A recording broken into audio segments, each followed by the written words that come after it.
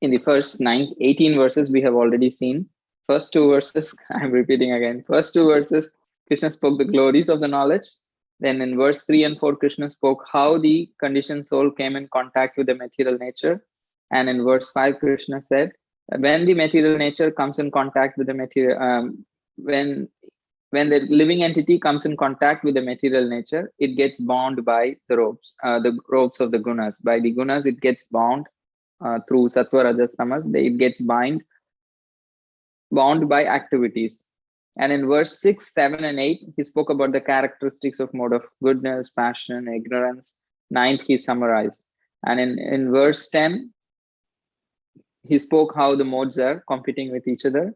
And in 11, 12, and 13, he said, Krishna spoke about how do we identify the presence of a particular mode in predominance in a person. What happens when a particular mode is present as the predominant mode? So each characteristics we saw 11, 12, and 13. And from 14 to 18, we saw how if a person dies in the particular mode, what happens? And if a person lives in a particular mode, what are the symptoms that he manifests? And what is his destination if he lives in a particular mode? So this is all so far we have discussed. So this is all about the modes and how it is affecting us. Now that we kind of know it somewhat by personal experience, some of this we can analyze, some of this we cannot analyze. However, the most important thing is how to get out of the influence of these three modes, because it doesn't seem like they're very good. It's Prabhupada saying, transcend these modes. Now Krishna is going to explain and Arjuna is going to ask the question, like, how are we to transcend these modes? That is towards the end of this section. But it begins with the result of transcending modes. Like, what is the glory of transcending the modes? Why is it so important? Parishrana Prabhu? Hare Krishna, Prabhuji. Prabhuji, my question is, I think you earlier raised that question, right? This three modes in material nature is called inferior energy. However, it seems like it's so superior to the living entities that they control through the gunas, and overall material nature controls the living entities and their either the actions or their destiny as well, based on the predominance of the specific gunas. Right? So why it is still called inferior? Okay, it's a good question. So you're asking, the living entity is considered as like superior nature, and the material nature is considered inferior, because in 7th chapter also Krishna spoke, apareyam itastuvanyam prakritim vidyame param jiva bhutam mahabaho yayetam dharete jagat. He says apareyam, this apara prakriti, bhumir apo analo vayur kamano buddhirevacha ahankara ityame vinna prakritrashtava.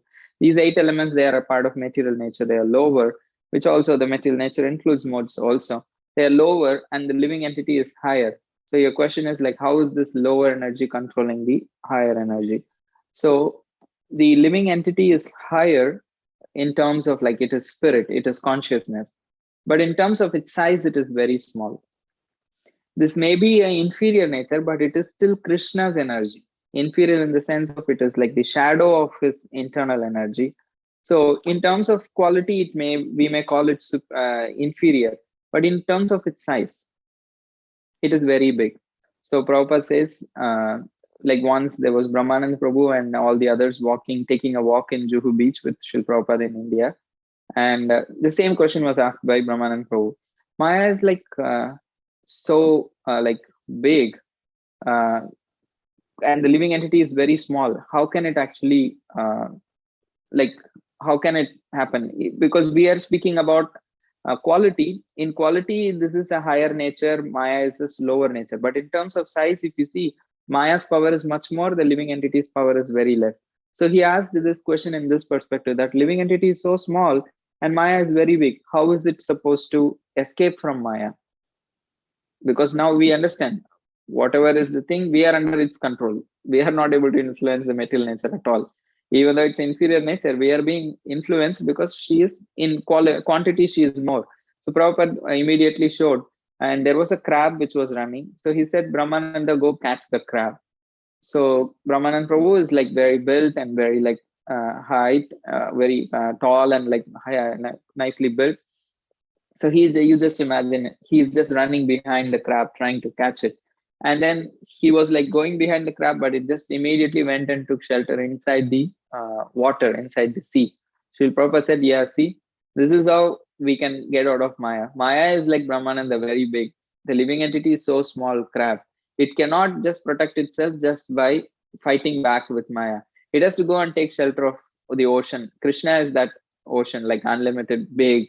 Even Maya cannot do anything once we take shelter of the ocean, Krishna.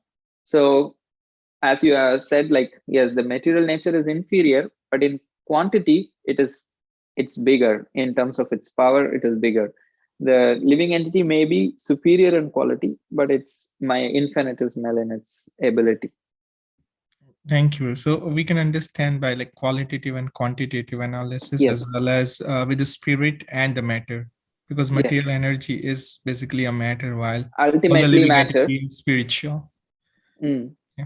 Hare Krishna. But in terms of its quantity, it's like it's Right. Krishna's energy. Right. I have one more question, Prabhuji, if I may ask. Yes.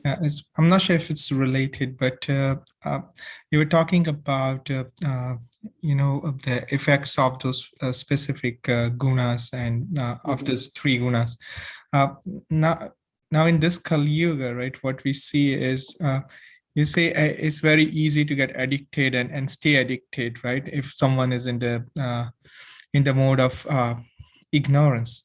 But why Mm. it does not happen to the mode of goodness as well? If someone is in mode of goodness, why the person does not keep staying in the mode of goodness again and again, and they keep falling into the passion or ignorance? So, if I understand your question rightly, you're saying since mode of ignorance is bad, like we see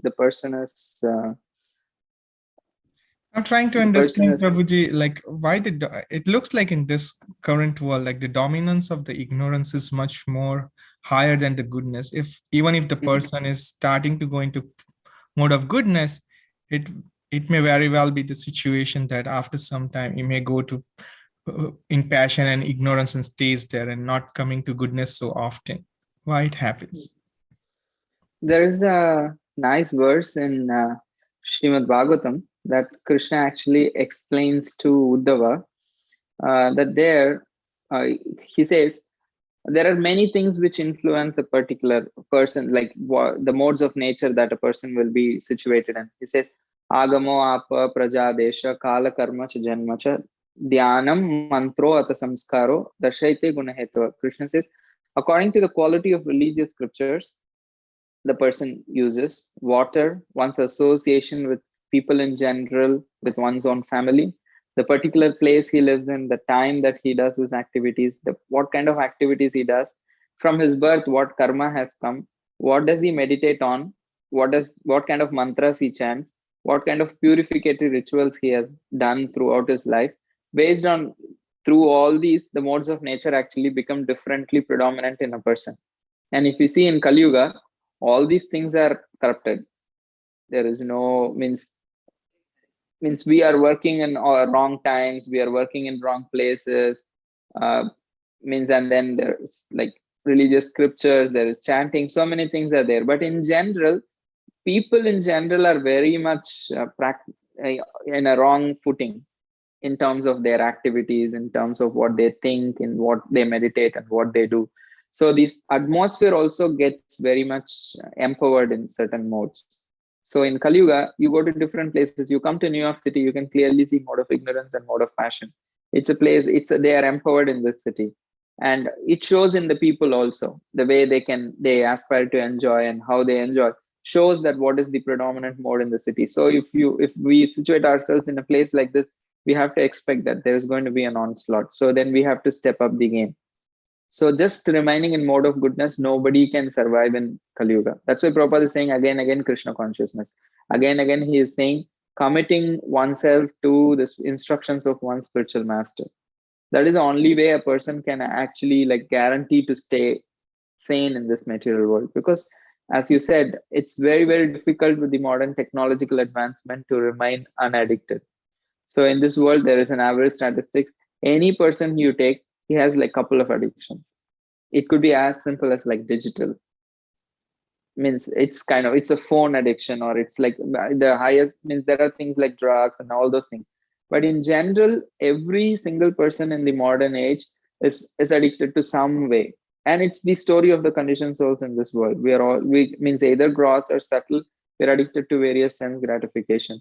So sticking to your question, why it is so difficult to remain in mode of goodness? Because this age is not characterized by for mode of goodness. It is Satyuga, which is predominantly in mode of goodness. Kali Yuga, by definition, it's predominantly in ignorance and powered by passion. Kali Yuga is like completely powered by passion and ignorance. So the overwhelming atmosphere that we are in makes it difficult for an individual's mode of goodness to survive, because we don't have that strength. So that strength has to come from devotional practices. But you can ask, even while practicing devotional service, still there is like so much addiction to modes of passion and ignorance, and inability to keep up vows, and inability to continue the spiritual practice on a certain regulated fashion, inability to like stay away from things of modes of passion and ignorance. And so this is common even among practitioners. So the thing is, we have to understand the power of bhakti.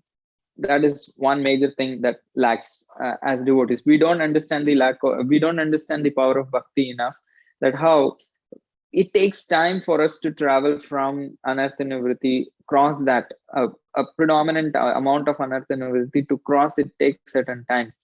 But because we are not careful, we are not committed to our spiritual master's instructions, it becomes very difficult. Our inner vasanas like actually come out and then push us to commit so many activities that we would not actually would like to do.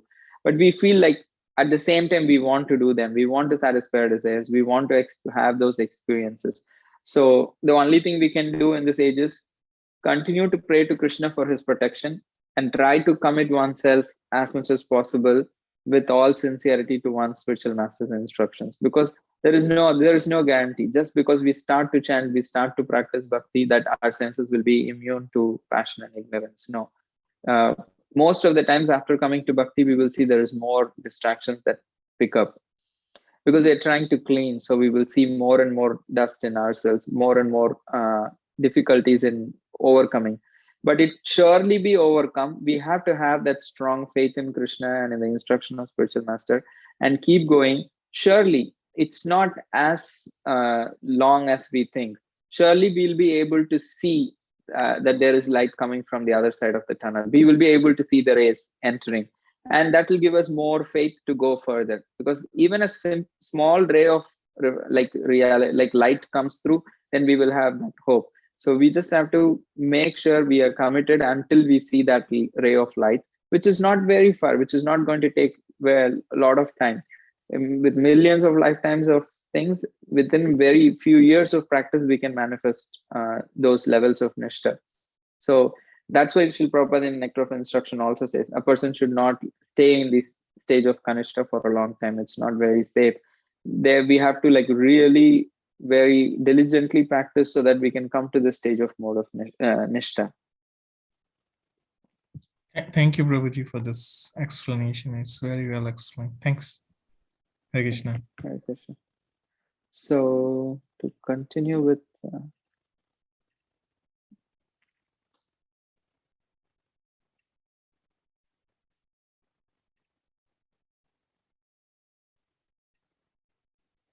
so how to make sure we are predominantly in mode of goodness even while practicing bhakti. I think just a minute.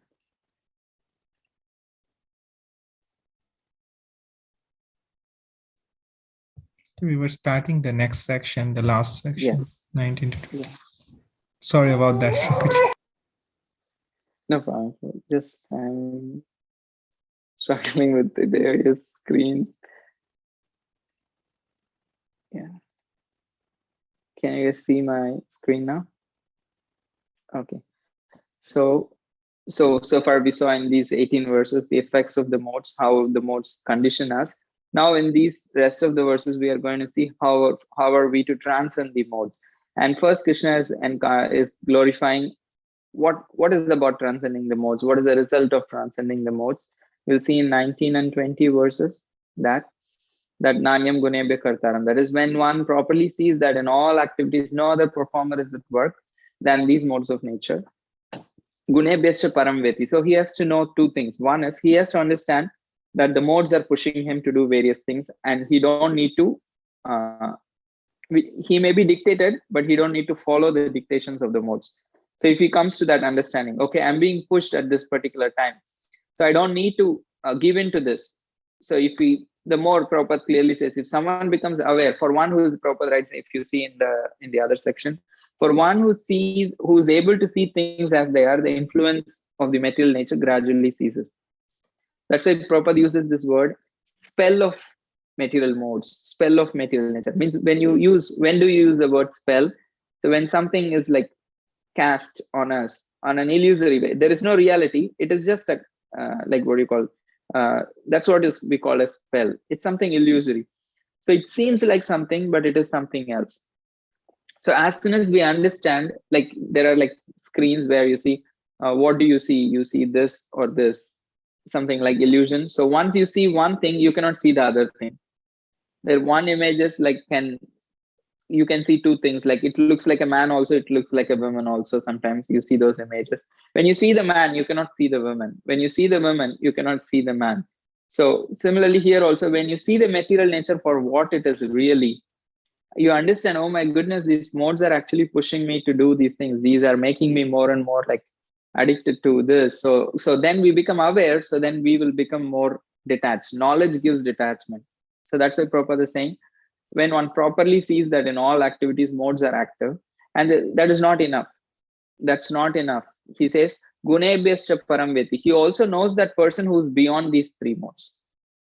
So that is Krishna. So if the person knows how the modes are pushing him, and then he also knows the Supreme Lord who is transcendental to the modes, then he will know whom to take help from. Say, for example, you realize all the problems that happens in a particular situation and you don't have a solution. You become more frustrated because you know all the problems now. At least earlier you were happy in illusion in one sense. But now you know all the problems, but you don't know a solution how to solve the problems. Then it's miserable more.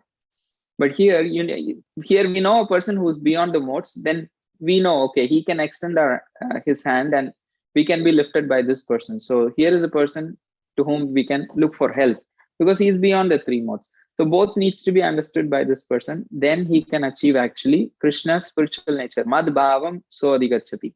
This person will attain Krishna's nature. So these words are very important. That's why I'm stressing them, Mad bhavam. And in the second verse of this chapter, we saw Mama Sadharmyam. So these are like good hints when we come to the last few verses. How can one transcend the modes? By understanding the science properly from a spiritual master. Prabhupada says clearly. So how can we overcome this? Overcome the modes? Prabhupada's formula is simple. Take shelter of a bona fide spiritual master, because he's not going to teach you about three modes. He's also going to teach you about Krishna. So though both will be achieved, what is Krishna saying in this chapter, in this verse? There are two things Krishna is expecting of us. Both of these things can be achieved by taking shelter of a bona fide spiritual master, because he will not only explain to us about modes, he will also explain to us about Krishna. So who are those proper souls? So Krishna says, those who follow Krishna and share the same knowledge without adulteration. They are the proper souls.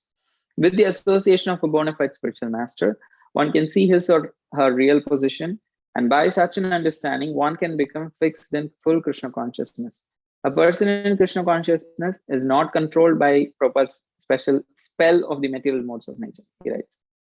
Prabhupada says, a person in Krishna consciousness is not controlled by the spell of material modes of nature. Someone may question how and why. Prabhupada says, for one who is able to see things as they are. Because when we come to Krishna consciousness, we can see for what it is, reality.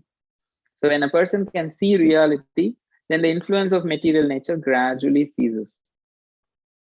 So that's the Prabhupada, right? It's like know your real position and how you're entrapped in the modes and become fixed in Krishna consciousness. This is by the help of spiritual master's instruction. This is the gist Baldev Vidyabhushan gives. Know your real position, know how modes we are entrapped in modes. But what do? Don't get depressed by how powerless we are before the modes. No, become fixed in Krishna consciousness. Take control of your lives. we're not going to do it on our own, which with the help of a spiritual master instruction. So when we hold on to the instruction of the spiritual master as life and soul, then naturally we become fixed in Krishna consciousness.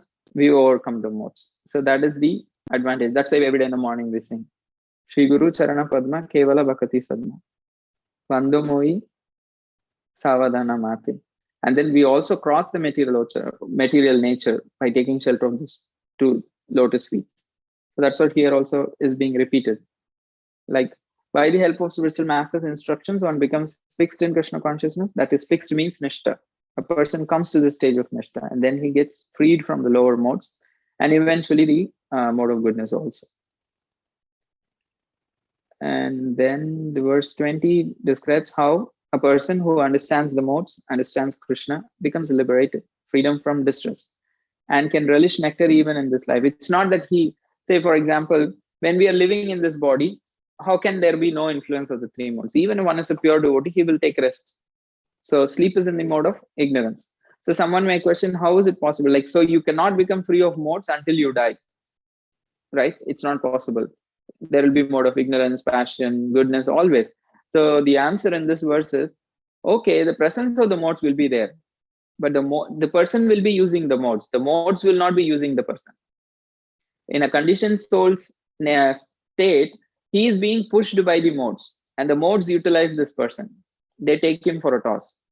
But when in a liberated soul, he uses the modes when it is needed. Okay, now I have to sleep. Let me use mode of ignorance. After that, he has no attachment. He does not like to lie in bed when after time, just like trying to relish. I've seen, it's my personal experiences. Like once, sometimes you get up and then you don't want to rise from bed. You just want to just enjoy that state of ignorance, like in a conscious way. Because we slept in mode of ignorance, we don't even know how we enjoyed. That is mode of ignorance. We just don't know, not aware of how you spent the last 6 hours. And then once we wake up, then we want to be in that like kind of like the semi-conscious, unconscious, kind of like consciously and trying to enjoy ignorance. So a pure devotee does not have these attachments to enjoy these modes. He just utilizes it. So that's why here it is said, even in this life, one can relish nectar. Even in this body, one can be freed from the modes because they will be present, but they will not push this person to do anything. So this is verse 20. This is verses 21. Now Arjuna is going to ask a question. So far Krishna has spoken about how the modes bind the soul and what are the characteristics that they may exhibit in a soul when they are overcome by a particular mode, and how to what is the results of transcendence. So now Arjuna is asking a question. If you see, Krishna has a good strategy. He first spoke about what happens after liberation. He didn't say how to get liberated. So he's checking the mood of a disciple. Is he even wanting to know? Then I'll explain. So, liberation is great. Like what happens, he's told, but he didn't say how. Now Arjuna will ask, what is the symptoms of a person? What is the behavior of a person who's transcended the modes, and how to transcend the modes? Vishnu Chakra Thakur writes, Arjuna asked similar questions in one of the earlier chapters also. Do you have can you remember? He asked about a person who has achieved something, because here he is asking a person who has transcended modes, how does he behave? How does he think? Similarly, in second chapter of Bhagavad Gita, Krishna asks, how does the Sthitadir Muni, how does he sit? How does he walk? How does he eat? Sthita pragya sakabhasa. Yeah, Sthita pragya sakabhasa kasamadhistasya keshava. So there he asks. But Vishnu Chakra Thakur writes, there Arjuna was not in a right frame of mind because he did not ask how to overcome the modes. He only asked what is the symptom of a Sthita pragya, how he walks, how he eats. But he never, and he asked them how to become a Sthita pragya. Krishna also did not answer there about that. But here, the difference is Arjuna also asks how to overcome the modes. Then Krishna will explicitly explain about the process to overcome the three modes. So questions by Arjuna. So he says, in simple words to put, what are the symptoms and behavior, and how does one transcend modes? There are three questions. Symptoms of a person who has transcended, behavior of a person who has transcended, and how to transcend. Because there is difference between symptoms and behavior. Symptoms are an internal mood. Behavior is an externally identifiable action. So we will see that in how Krishna explains that. Okay, this is the translation. We are going straight to explanation. In verses 22 to 23, can you hear me? Okay, type down. Yes, Prabhuji. Can hear you. Okay. So 22 to 23, the symptoms, they are like internal mood and disposition of a person who has transcended the three modes. What is his internal disposition? It is like he has no desire for or repulsion from the manifestation of the modes. He is not like attracted to any mode, or he is not averse to any mode. He just uses them as it is required in Krishna's service, and he is just focused on Krishna. As long as one is in the body, one has to act neutrally, because one cannot just like or dislike these modes, because you need them to function in this world. Engage in devotional service so that identification with the body will be forgotten. Prabhupada is saying, as long as you are in the body, you need to use these modes. So act neutrally to them, not be attached, not be averse. At the same time, keep the focus in devotion service so that the body will naturally forget its identification. One does not need this body nor need to accept the dictations of the body. That's a big statement. I even had like a second thought whether to put this statement there or not, because I was not personally convinced that one does not need this body. It took a while for me to like really reflect and say, yes, I don't need this body. I need to be at least convinced of that I don't need this body, because that was such a heavy statement for me. As soon as I read, what, one does not need this body, how come? Like, because the natural feeling for me was, I need this body to function, but I also could come to understand, okay, I'm just attached to this body because I think I'm this body. There is the natural like a reflex action. Oh, why don't I need this body? But Prabhupada, being in the eternal position, the situation, he is saying one does not need this body, because we think there is something being in this body, something pleasurable. That's why we are not liberated. But Prabhupada is saying, when you're out of this body in the spiritual world, the soul is in its eternal glory, in its original glory. So why need to be attached to this body? So internally, this person does not need this body. He's ready to go if he has to go, and nor accept the dictations of the body. So this person who has transcended the material nature, modes of the material nature, he does not have any attachment for the body, nor is nor does he accept the dictations of the body. How does he become aloof from the body? Means then the natural question is, my goodness, it sounds like a magic trick. How does he even become aloof from that body? It's like 24 hours I'm conscious of it, and how does he become aloof? So then Prabhupada says, no desire to enjoy the body or desperate to exit the body. He is neither desiring to enjoy the body. It looks like another puzzle only. The answer looks like equally puzzling like the question. Means the question is, why will he not desire to enjoy the body? Because when a person is in a mode of passion and ignorance, it's almost like clueless. The person is clueless. Why will we not try to enjoy this body? What's the problem? That's the problem, because that is ignorance, because we are not able to see things for what it is, that this body is a source of misery. To know this is one thing, but to actually have this thing manifested in our consciousness predominantly, that means we are lacking mode of goodness. We are like lacking still. We still have bodily attachments, and we need to remind ourselves that how on a daily basis hearing Prabhupada is also very good, because Prabhupada will always hammer that how we are not this body, we are spirit souls. And once in a while listening to it suddenly jolts me like, oh my God, really? Yeah, I'm not this body, I'm a spirit soul. Because we are in so much in the daily grind, it's suddenly telling it's the usual statement that he makes, but listening from him suddenly just completely shakes us out of the situation we are in, and then makes us go like, yeah, what I'm doing, I forgot that I'm not this body, I'm a spirit soul. So kind of is like a basic truth, but it's very much needed, and that's why Prabhupada very, very compassionately repeats its time and again in all his lectures and like in his books, because generally a scholar is very proud. He does not repeat points. He does not like to come across as someone who's silly or foolish or childish. A person who writes the book wants to come across as the person in control, who wants to, means that I know everything, that everything is like organized here. Prabhupada has no attachment for or any pride. He just goes on again and again repeating similar, making the same points from multiple angles, trying to impress upon our dull heads that sense gratification is not a good thing. We are not these bodies, we are spirit souls. Krishna as a supreme Lord. Every page that you won't cross like 2 pages of Prabhupada's books without these words appearing. And generally, an author does not like to do repetition to this extent. No scholarly person will write a book with so much repetition.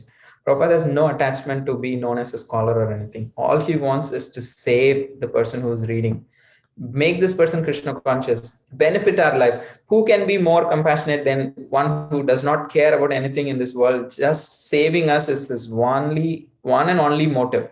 So that's the quality of Srila Prabhupada, that his only focus is, okay, how can I this soul relieve the soul from the modes of material nature? How can I make this soul again a Krishna servant? So coming back to this purport, Prabhupada is saying, what is this behavior of this person who has transcended the modes? Externally, how does it manifest?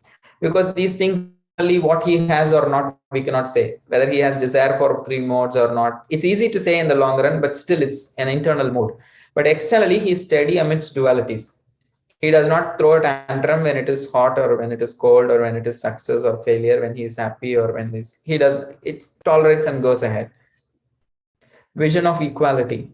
Prabhupada shed tears for mice which was running across the street when he saw. He said, well, the soul is so glorious, but it's just eating dirt in the subways and running across like mice in this form. And the devotee who was driving the car, when he turned, he saw Prabhupada shedding tears when he was saying that.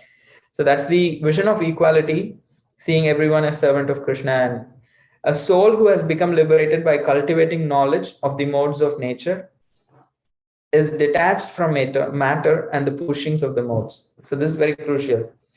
If a person is just practicing Jnana Yoga, because whatever knowledge we are listening from Krishna now is usually Krishna is taking it from the Sankhya school. There are various traditional schools of knowledge. Krishna is trying to kind of reorganize the hierarchy in Bhagavad Gita in an indirect way.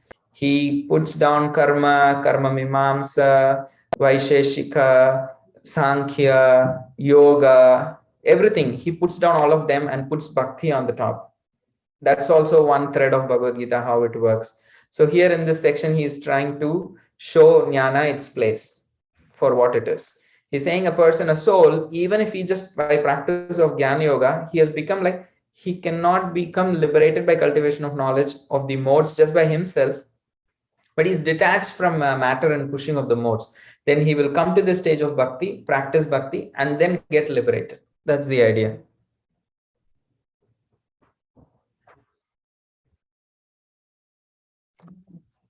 So the final 2 verses, 26 and 27, how much time we have? Oh, not much. We should be finishing soon.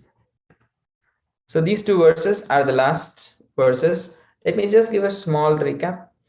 In the first section, we saw how the modes bind the conditioned soul and the characteristics of 3 modes. Then we saw when we live and act in certain modes, what happens, various results of them, our own characteristics, our future results and all that.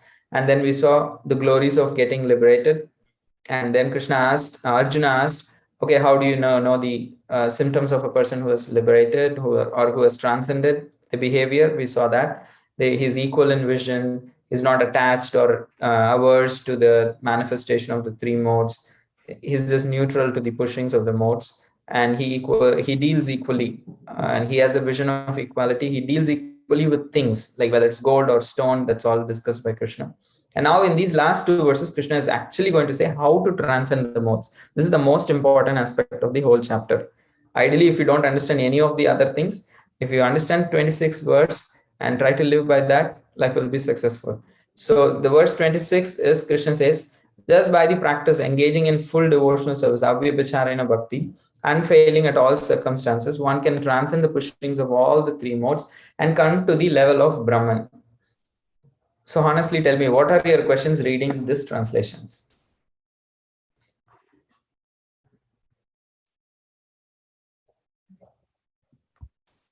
What is the level of Brahman?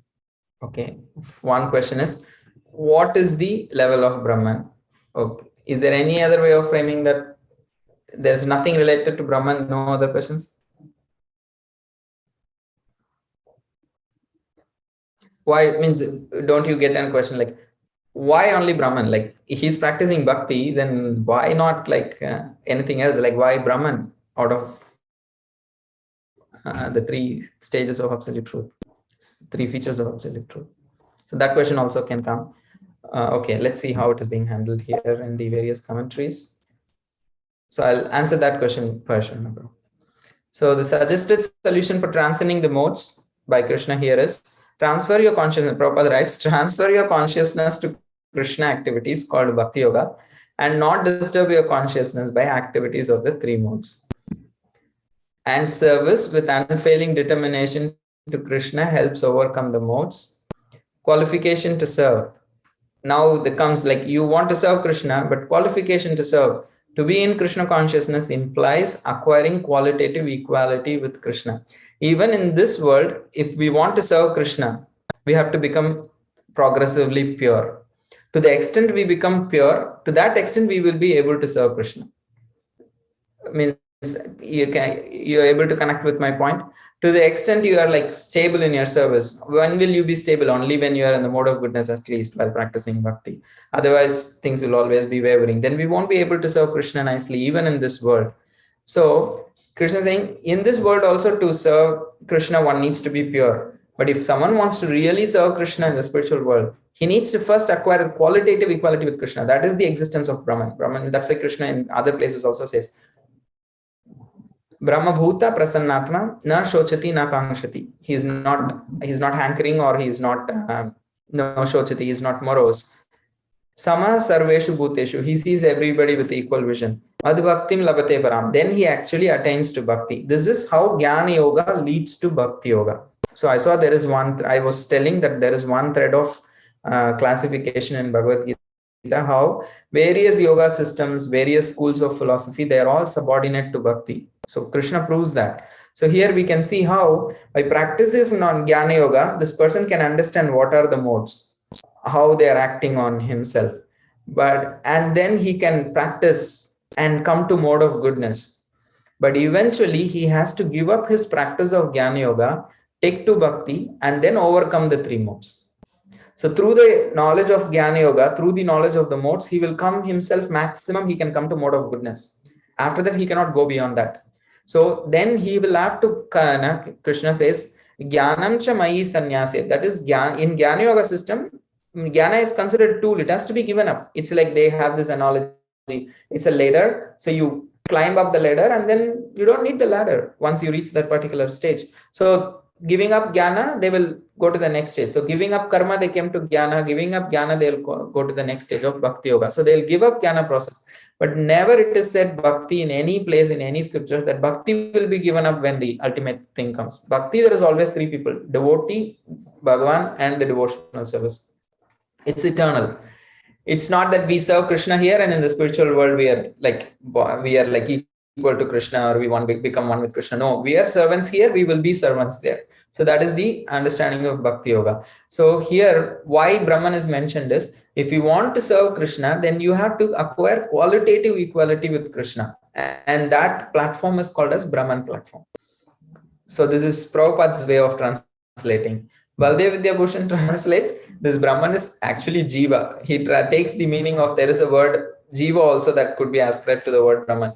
He says, he has no problem in his translation of Brahman at all. He says the living entity transfers by devotional service, overcomes three modes.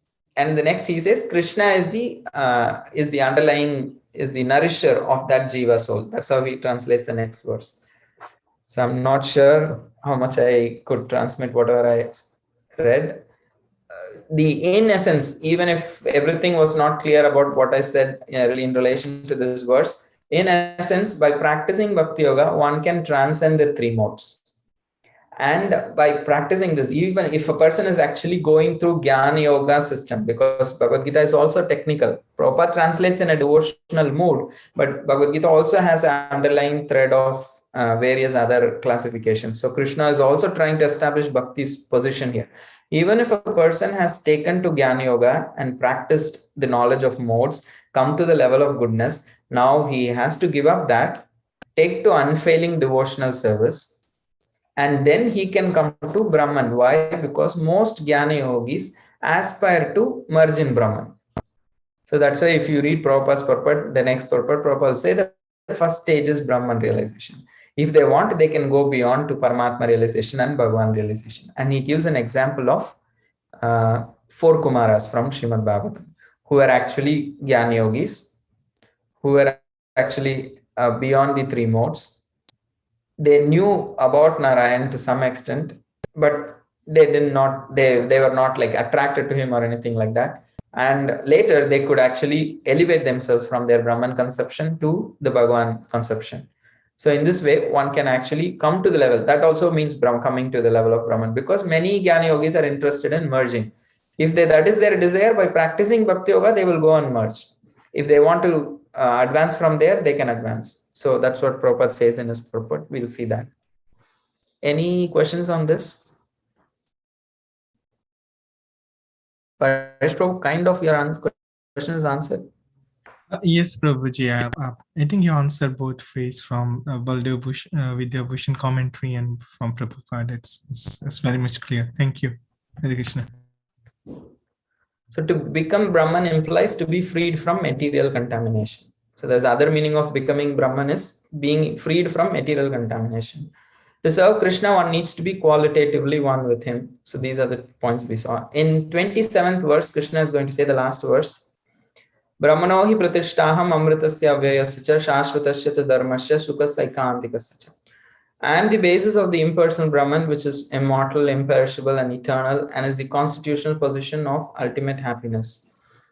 So here, if we see, what are the questions that comes to your mind when you read this translation? In the previous verse, Krishna said, by practicing bhakti, you can transcend the modes and come to the level of Brahman.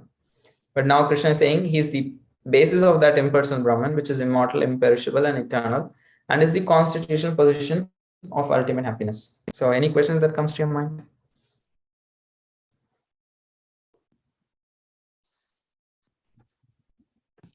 Not the question, Prabhuji, but I think from the translation it explains, and I can understand that it's the basis of the impersonal Brahman. Krishna is a person, and it's different from the impersonal Brahman.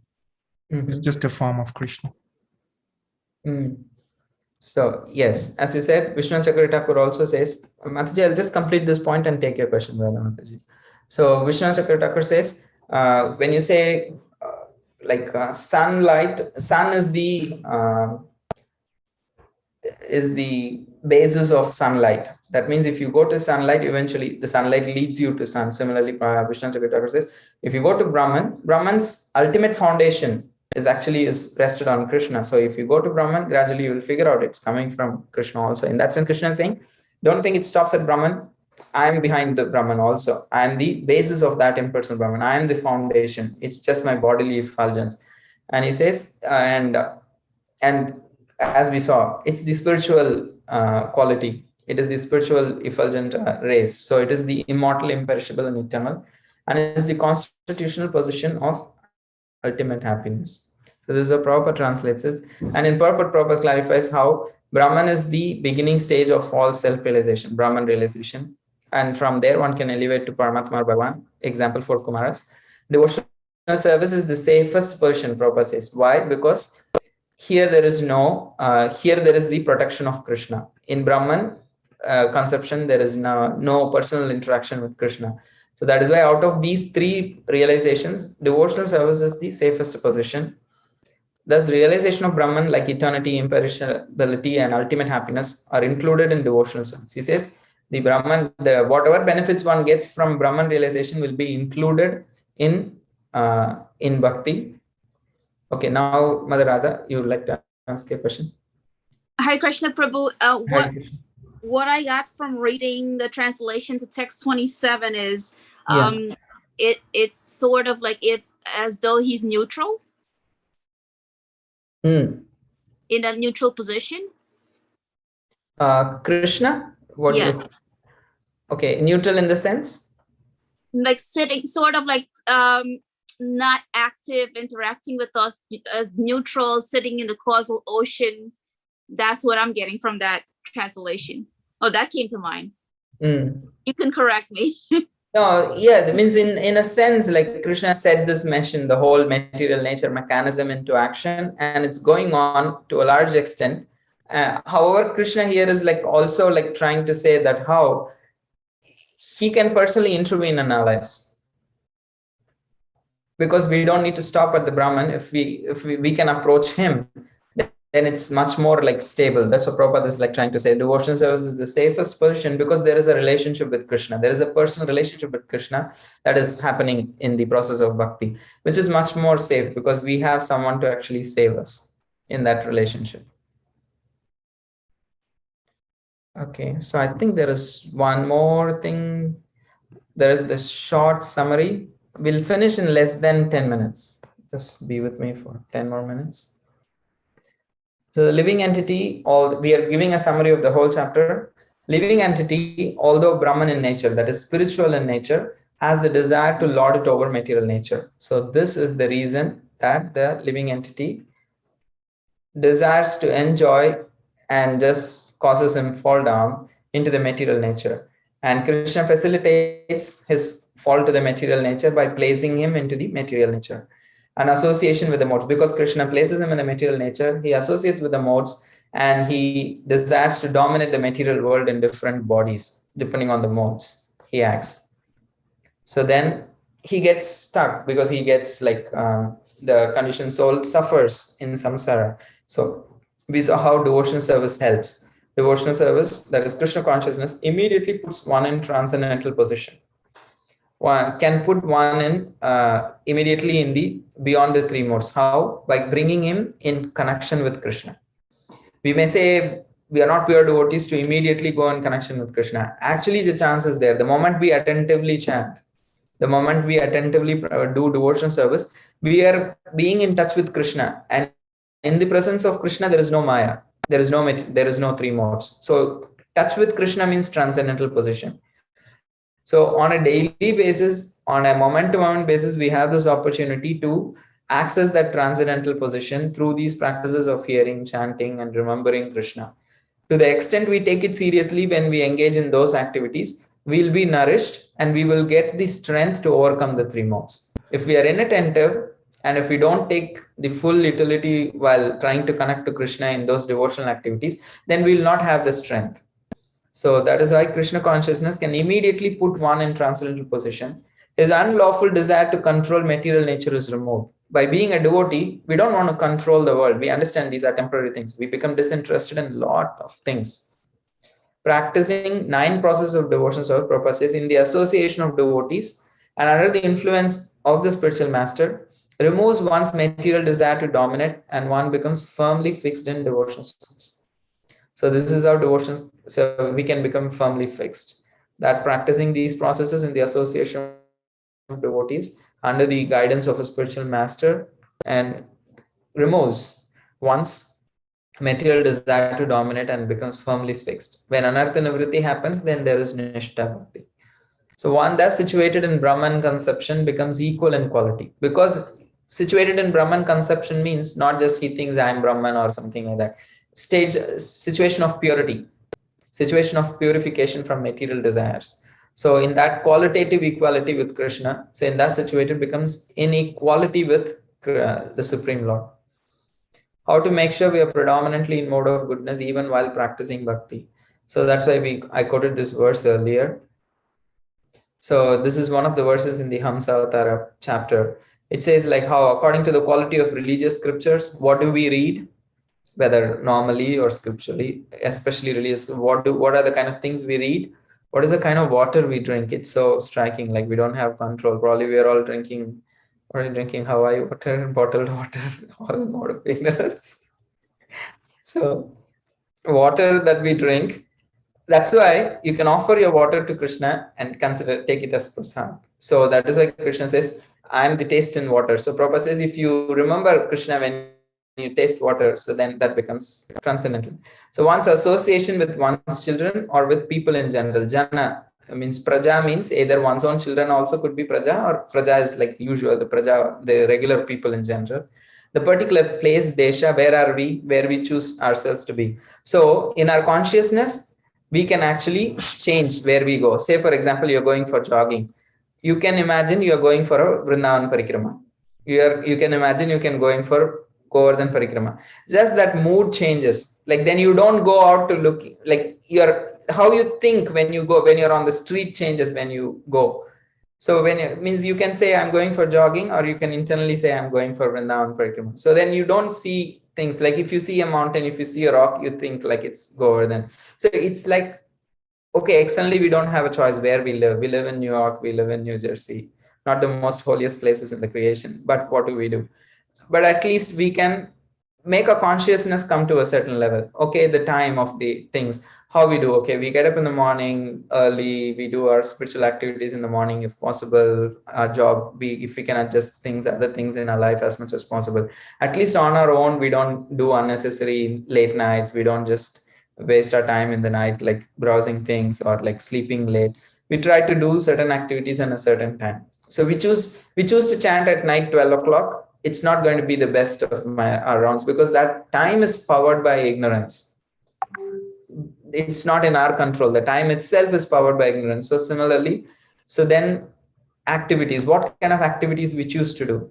Because we all like do many activities. So choosing certain activities which are by default in mode of passion is going to put us more into mode of passion. And meditation, what do we meditate? One thing is we sit and meditate. The other thing is in general, we have something going on in our minds. Catch yourself. Okay, what I was thinking for last few minutes when we are not speaking to anyone, when you're doing something, just catch yourself. Okay, what I was thinking for the last minute. Mostly means if it is about Krishna, it's well and good. Otherwise, we can see, okay, there is a scope for us to insert Krishna. At least in so many ways, unconsciously, we think many things. Especially in chanting, all planning happens. After the chanting is over, you don't even remember what you planned about. Literally, you don't know. The next moment, the moment you keep your mala down, you ask yourself, what did I plan for this whole 2 hours? You don't even know. And you completely go on to do something unrelated. But as soon as you pick up your mala, you plan for so many things.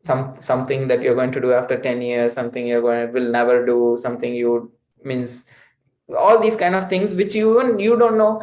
What did I plan about while chanting? I don't remember. So when either we heard the mantra, nor did we actually plan for something useful. So it's completely in mode of ignorance. So that japa does not spiritually nourish us. We have to stop ourselves and ask ourselves, what am I doing while chanting? So even if you're catching yourself at the 15th, 16th round, the last mantra, you can say, okay, there is one mantra left. Let me chant this one mantra with consciousness. After the 16 rounds are over, you can say, Krishna, I don't know what I chanted. Let me chant these few mantras at least consciously. Please accept this. So just our sincerity in trying to connect to Krishna in everything. If we get a chance to take darshan of deities, take it with consciousness. We get to sing kirtan, we get to hear class, we get to do things. Anything in devotion service, if we are more present, it will naturally purify us. And chanting of mantras, what mantras we chant, what kind of purification of rituals. And birth, there are karmas that came with our birth. We have certain kind of karma. So we are by nature influenced by some particular mode. We cannot change it.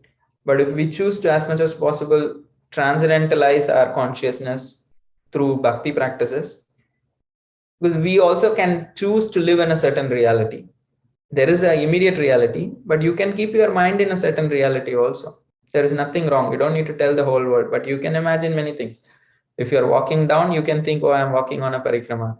If you're like going various activities, you can think of anything and think this is Govardhan, this is, and you can be absorbed in something related to that.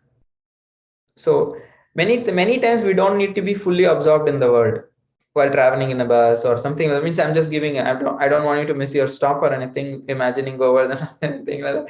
But I'm just saying, when there are circumstances in life when we don't need to be 100% conscious, and I think you all agree with me, it's not that 100% conscious is invested in all our activities in our daily life.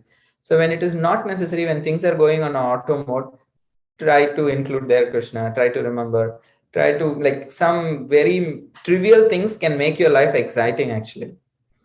So the more and more we remember Krishna, hear about Krishna, that is our only strength, that is our food, that is our medicine. We think prasad is good, we should be eating prasad. However, the most important food is also the food that goes through the ears.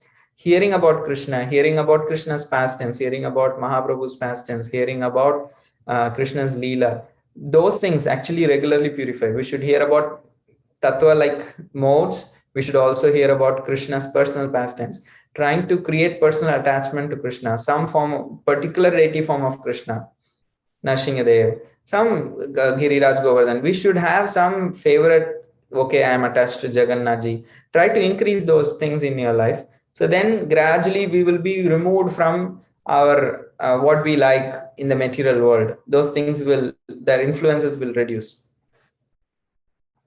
If we don't hear and chant enough, then Chaitanya Mahaprabhu says, Prabhupada says in one purport in Madhya, if my devotees will not read my books regularly, hear and chant about Krishna, they will just eat, sleep and fall down from their devotional position.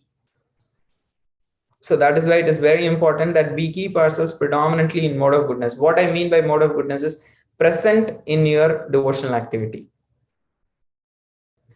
If we are chanting, we are really chanting. If we are taking darshan, we are really trying to take darshan. So we are being conscious when we are trying to do spiritual activities whenever we are performing. That is a sign of mode of goodness. That's what we are aspiring for. The more we become present in our bhakti activities, we will be naturally purified and we will come to the stage of nishtha very soon.